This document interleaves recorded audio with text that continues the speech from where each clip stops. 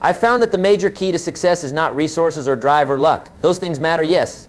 But the major key to success is philosophy. It's how you think. Your philosophy creates your attitudes. Your attitudes lead to your actions. Your actions determine your results. And your results determine your destiny. So I want to ask you, how disciplined is your thinking right now? Because undisciplined thinking leads to undisciplined actions. And undisciplined actions lead to undisciplined results. Let me tell you something profound. Most people have no idea how much their own thinking is sabotaging their success. They blame the economy, their boss, their spouse, their parents, their lack of education, everything except the one thing they have complete control over, their own thoughts. The garden of your mind. I want you to think of your mind as a garden. Now, what happens in a garden if you don't tend it? If you don't pull the weeds, if you don't plant good seeds, if you don't water it? That's right. The weeds take over, and pretty soon you've got a mess. Your mind works the same way. If you don't consciously plant positive, productive thoughts, and if you don't regularly pull out the negative, limiting ones, guess what happens? Your mind fills with weeds, doubts, fears, excuses, rationalizations, and those mental weeds will choke out any possibility of success. Some people's minds are so full of weeds they wouldn't recognize an opportunity if it slapped them in the face. And that's sad. That's so sad. Here's what you need to understand. Your life is always moving in the direction of your strongest thoughts. Always. So if your thoughts are predominantly negative, guess where your life is heading? That's right, down. If your thoughts are predominantly confused, your results will be predominantly confused. But if your thoughts are predominantly clear, disciplined, and focused on what you want, that's exactly where your life will go. Up, forward, toward success and happiness and fulfillment. The disease of excusities. I want to talk about a disease that's rampant in our society. It's called excusitis. The failure disease. It's the habit of making excuses for why you can't, why you don't, why you won't. I don't have enough time. I don't have enough money. I don't have the right connections. I don't have the right education. I didn't grow up in the right neighborhood. The economy is bad. My boss doesn't like me. Let me tell you something. Successful people don't make excuses. They make progress. They find a way. They solve problems. They take responsibility. The moment you start making excuses, you've given away your power. You've surrendered your ability to change your life. You've decided that your circumstances are more powerful than you are. And that's simply not true. We all have circumstances. We all have challenges. We all have obstacles. But some people let those circumstances define them, while others define themselves by how they respond to those circumstances. That's the difference between success and failure, my friends, not your circumstances. Your response to your circumstances, and that response begins with your thinking. Disciplined thinking begins with awareness. So how do we discipline our thinking? It begins with awareness. You have to become aware of what you're thinking. Most people never do this. Most people let their thoughts run wild. They let their minds wander wherever they want to go. And then they wonder why their lives are a mess. Disciplined thinking means becoming the gatekeeper of your own mind. It means paying attention to your thoughts and asking, is this thought serving me or sabotaging me? Is this thought moving me toward what I want or away from it? It's like standing at the doorway of your mind with a clipboard. Every thought has to check in. What's your purpose here? Are you helping or hurting? You can come in, but you can't. That's the beginning of mental discipline. And here's the fascinating thing. Once you start paying attention to your thoughts, you'll be shocked at how many negative, limiting, self-defeating thoughts are trying to get into your mind every single day. I can't do this. This is too hard. I'm not smart enough. I'm not talented enough. I'm not experienced enough. What if I fail? What will people think? These thoughts come at us like a flood. And if we're not careful, if we're not vigilant, they'll get in and set up camp and start running the show. And that's when our lives start to go downhill. The power of questions. One of the most powerful tools for disciplining your thinking is asking better questions. The quality of your life is determined by the quality of the questions you consistently ask yourself. Most people ask terrible questions. Why does this always happen to me? Why can't I catch a break? Why is life so hard? Who can I blame for this?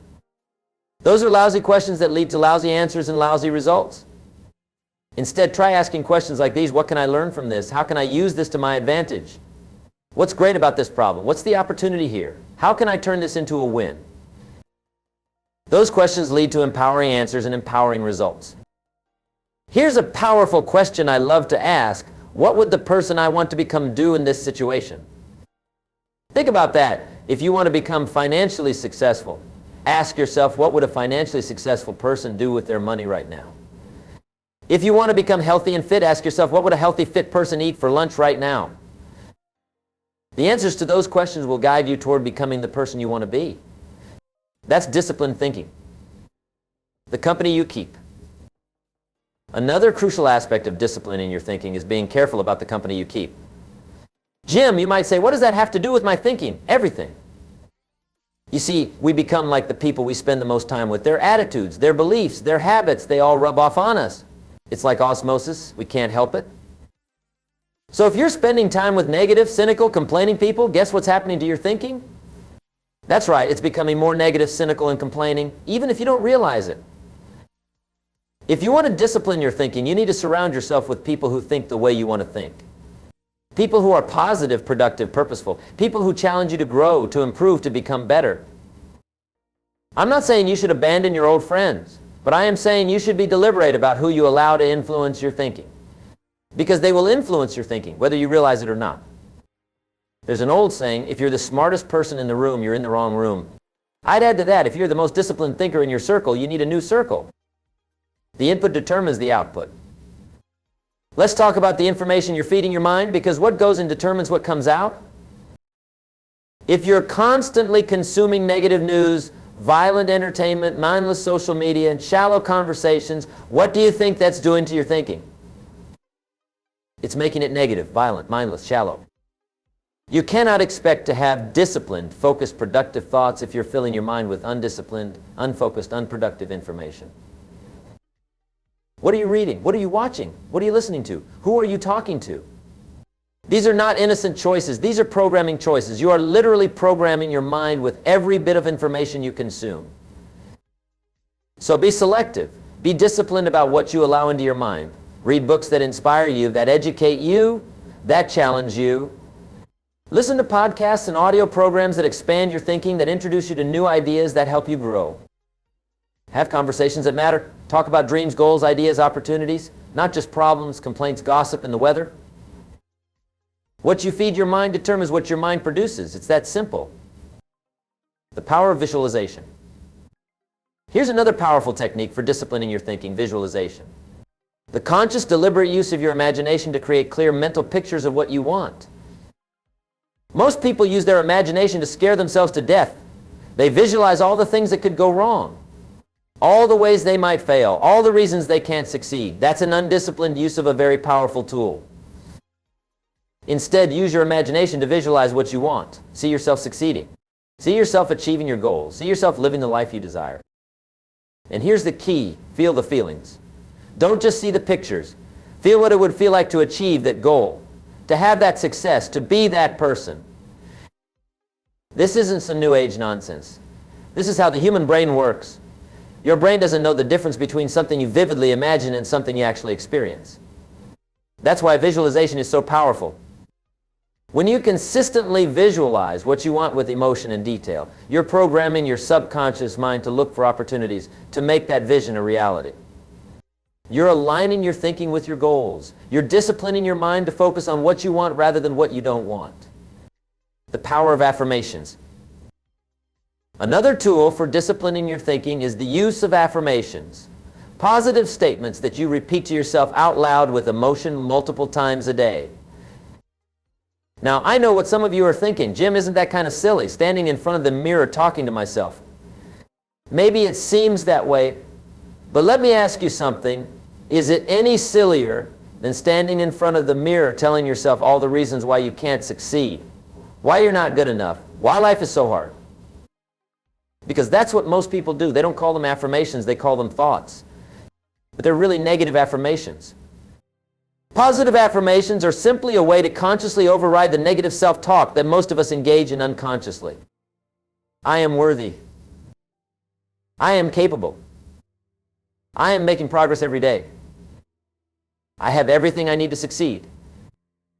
I am attracting opportunities into my life. I am becoming the person I want to be. These are not magical incantations. They're reminders. They're ways of redirecting your thinking back to what serves you rather than what sabotages you.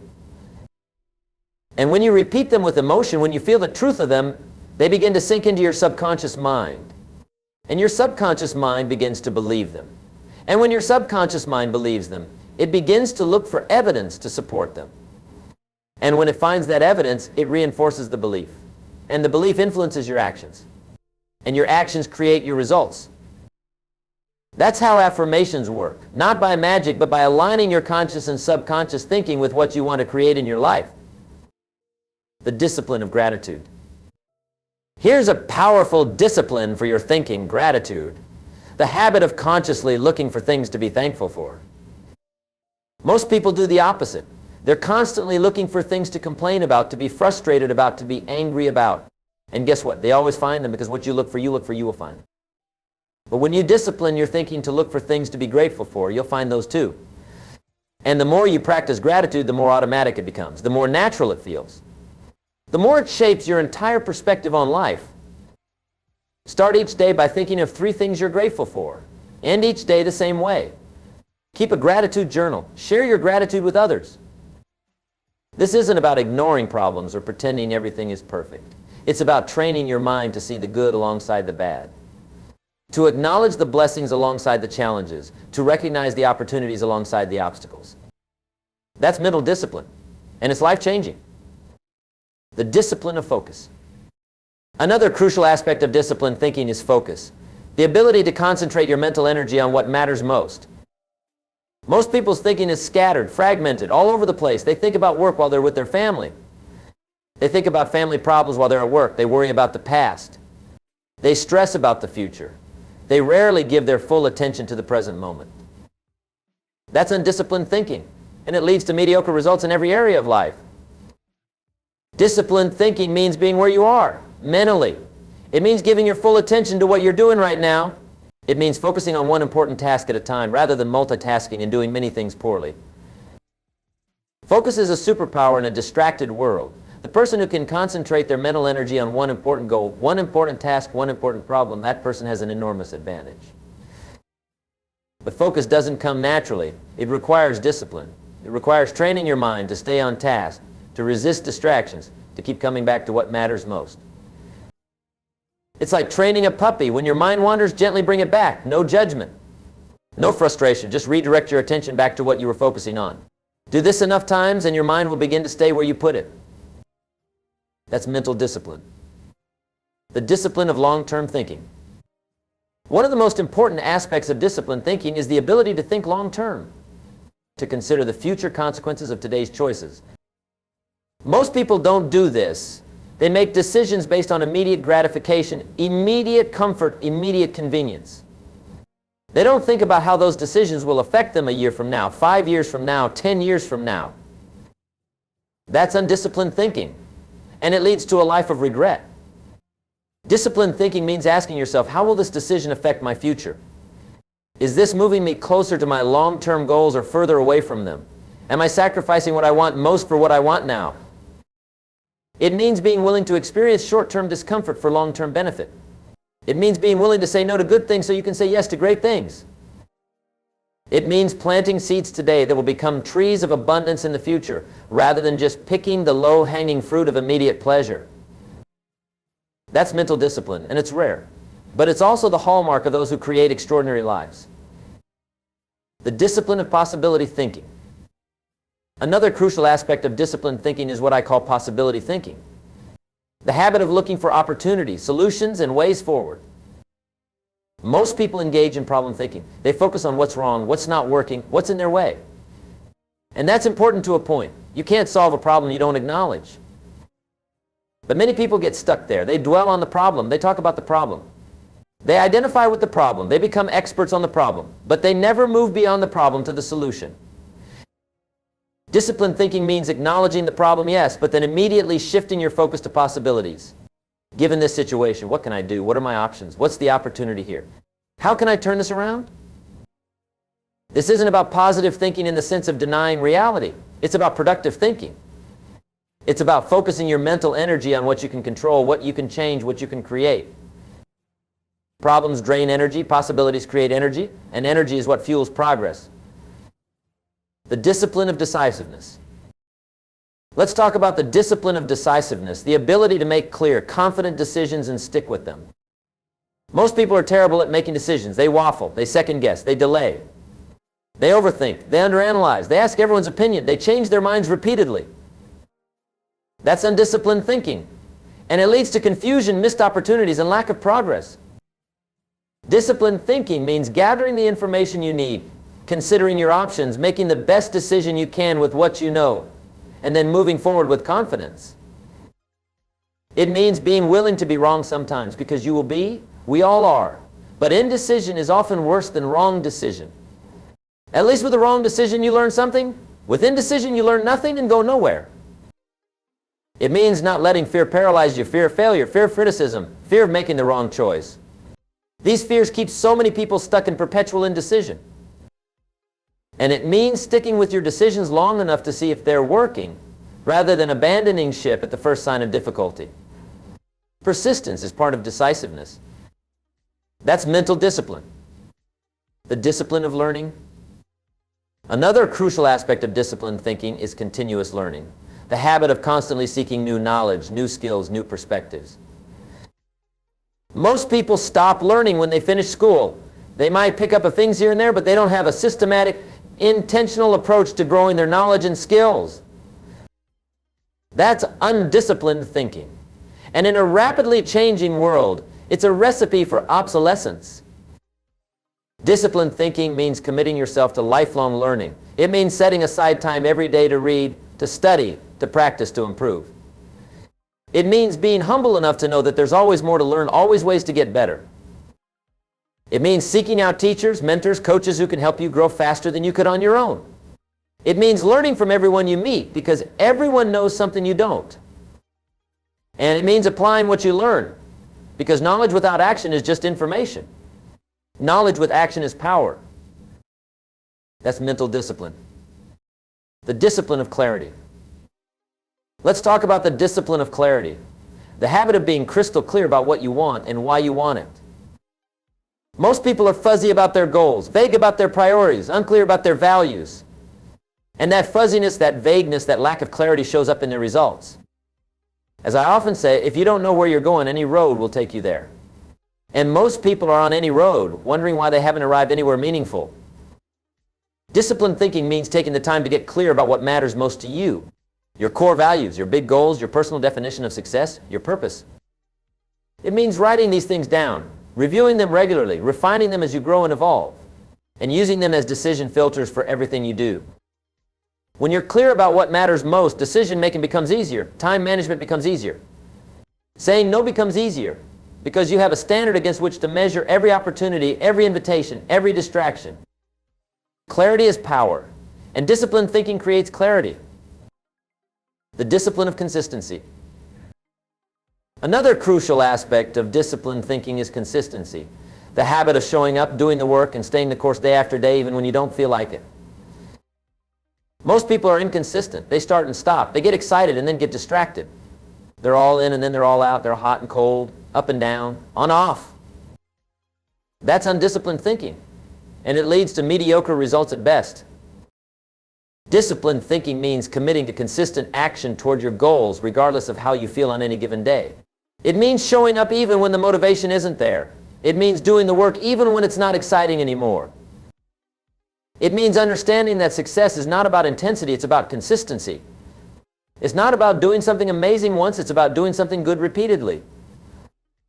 As I often say, we don't need to be amazing, we just need to be consistent. Consistency leads to amazement. That's mental discipline. The discipline of responsibility. Here's another crucial aspect of disciplined thinking: responsibility. The habit of taking 100% ownership of your life, your choices, and your results. Most people are quick to take credit for their successes, but even quicker to blame others for their failures.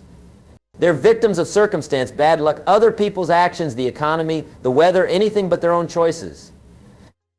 That's undisciplined thinking. And it's the fastest way to surrender your power and remain stuck.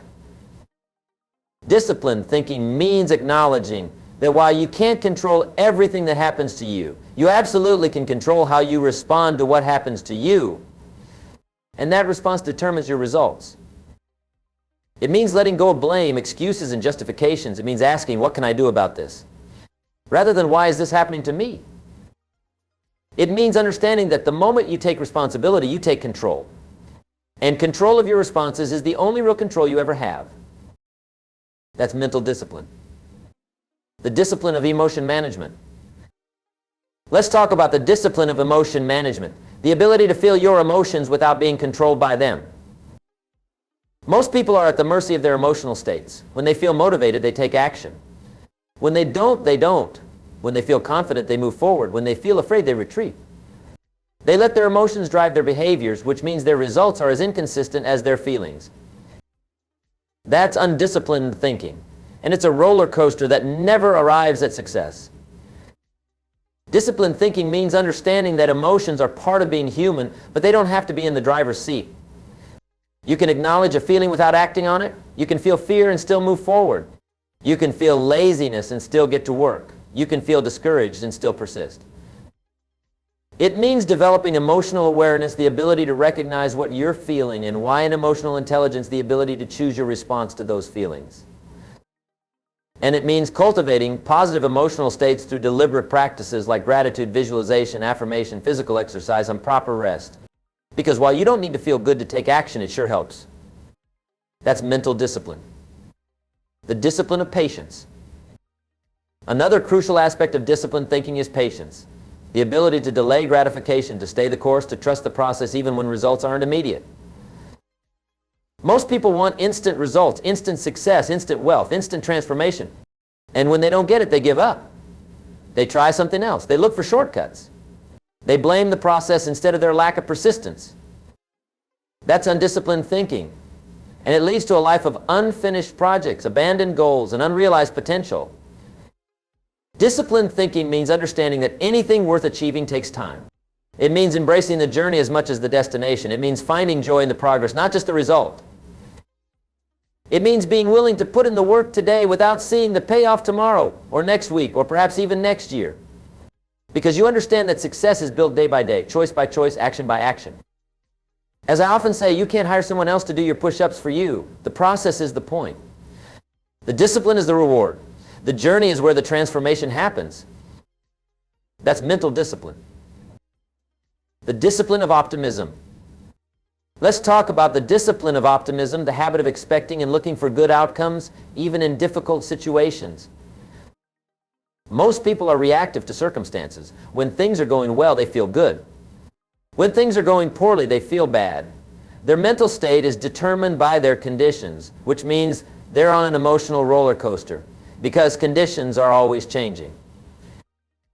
That's undisciplined thinking, and it gives away your power to external circumstances.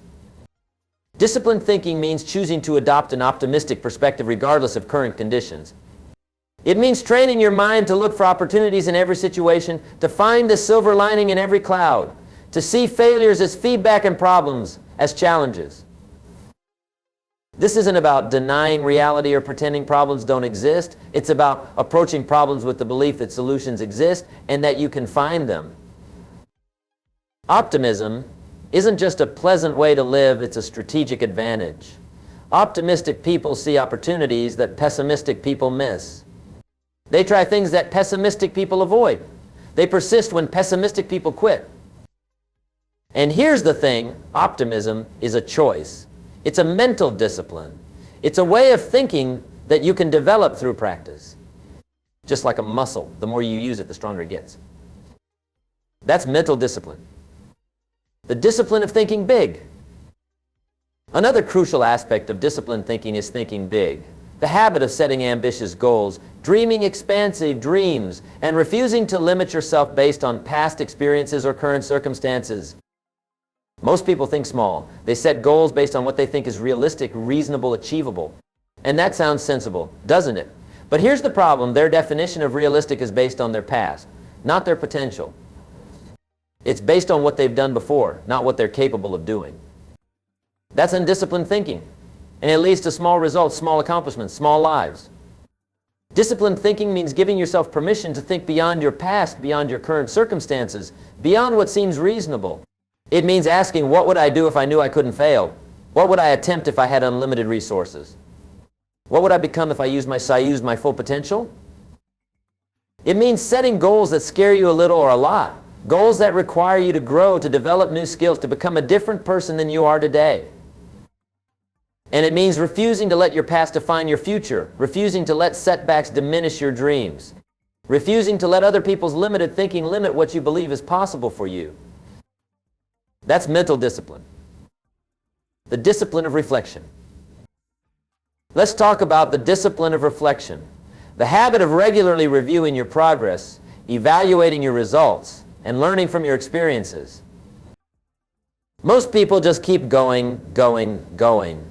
They rarely pause to assess what's working, what's not working, what they've learned, and how they need to adjust. They're so busy doing that they never step back to evaluate the effectiveness of what they're doing. That's undisciplined thinking, and it leads to repeated mistakes, missed insights, and wasted effort. Disciplined thinking means setting aside time regularly, daily, weekly, monthly to reflect on your journey. To ask yourself powerful questions. What's working well? What's not working? What have I learned? What do I need to change? What do I need to start doing? What do I need to stop doing? What do I need to continue doing? It means celebrating your wins, acknowledging your progress, learning from your setbacks, and course correcting as needed. And it means being honest with yourself, not making excuses, not rationalizing, not blaming.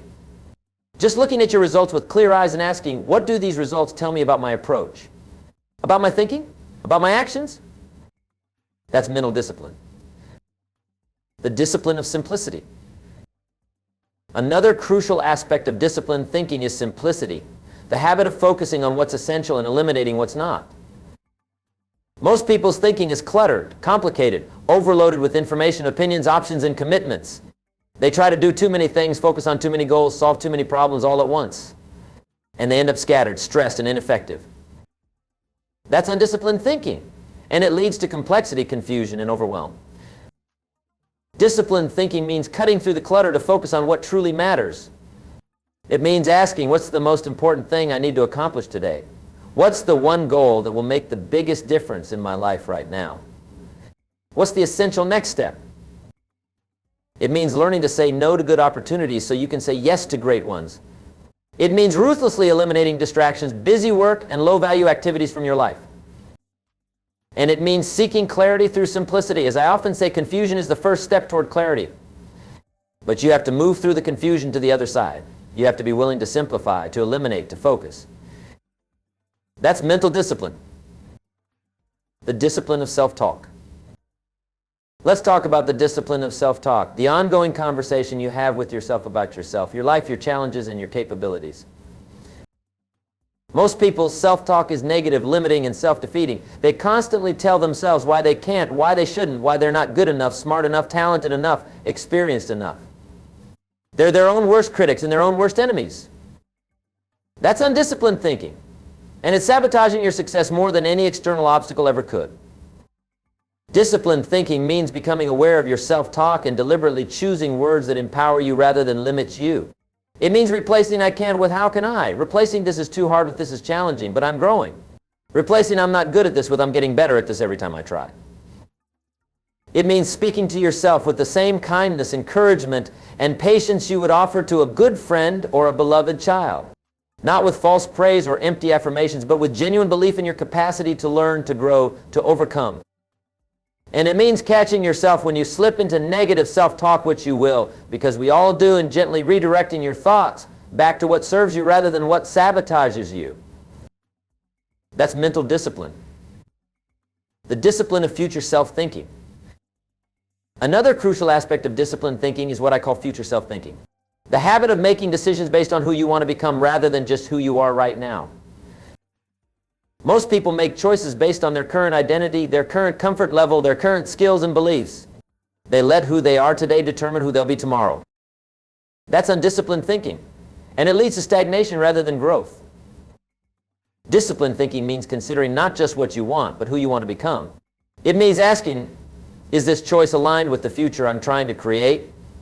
Is this decision something my future self will thank me for? Am I acting from my current limitations or my future possibilities? It means being willing to be uncomfortable now for the sake of growth. Being willing to try things you're not yet good at. Being willing to invest in skills you don't yet have but want to develop. And it means understanding that the purpose of goals isn't just to get things, it's to become someone.